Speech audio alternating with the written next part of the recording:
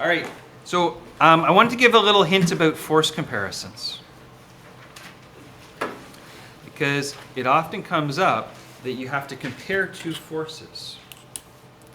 And when I talk about force comparisons, what I mean is if I have a mass, like a planet, and I call this mass 1, and I take another mass, I'll call it mass 2, and I take mass 2, which starts off at a position RA, away from the center of mass 1, and you move mass 2. You know, this could be a rocket ship, to a position RB, away from mass 1. So mass 2 now finds itself out here, so a rocket ship getting further and further away from Earth perhaps. I could say, hey, something like this. RB is 2 times RA. So that could be the question. We got RB is twice as far away from the center of mass as RA. How much force would I have, or how would the force at position B be compared to position A? Well, at position A, the force would be force of 2 acting on 1, or force of 1 acting on 2, however you want to phrase it, is equal to, at position A, G times mass 1 times mass 2. Notice that I'm using 1s and 2s for object 1 and 2. I'm using A and B for position A and B. I gotta come up with some way of describing this, right?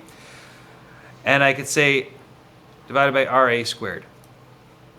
And I know that I would have a formula for the force experienced between mass 2 and mass 1 at position B. And that would be G times mass 1 mass 2 over RB squared. And if I wanted to compare, so this is the common question, compare the two forces,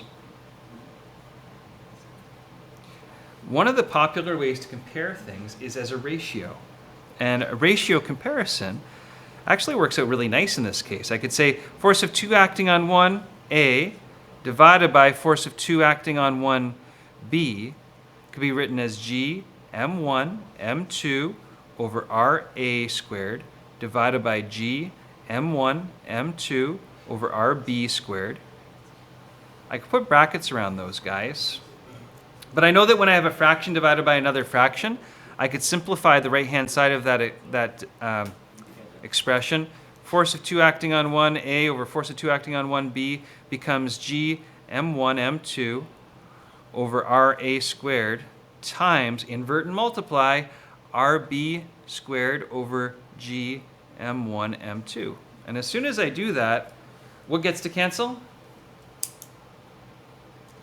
The answer is everything except for the R's, right? G's is gone, M's is gone. And I say that the ratio of those forces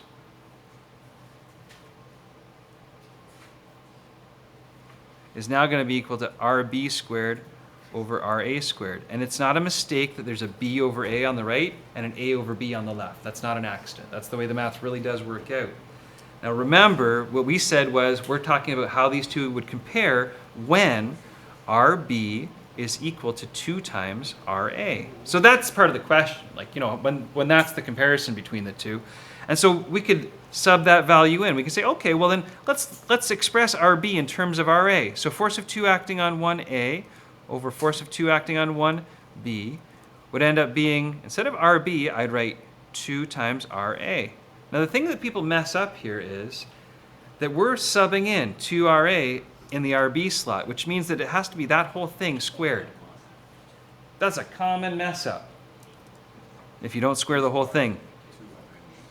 Because remember, that 2 squared is going to be a coefficient of 4, right? Over RA squared. And at this point, can I cancel anything?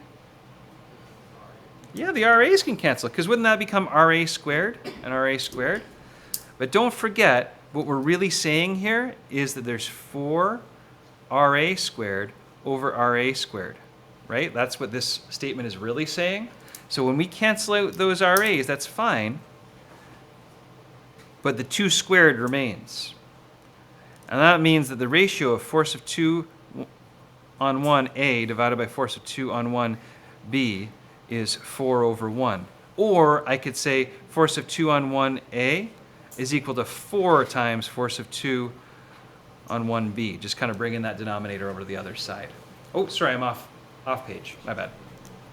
Okay, so this is a common kind of question type. I just wanted to make sure that I draw your attention to it, okay? Another common kind of question type, I mentioned it earlier in another video, is to do something like find the mass of a planet.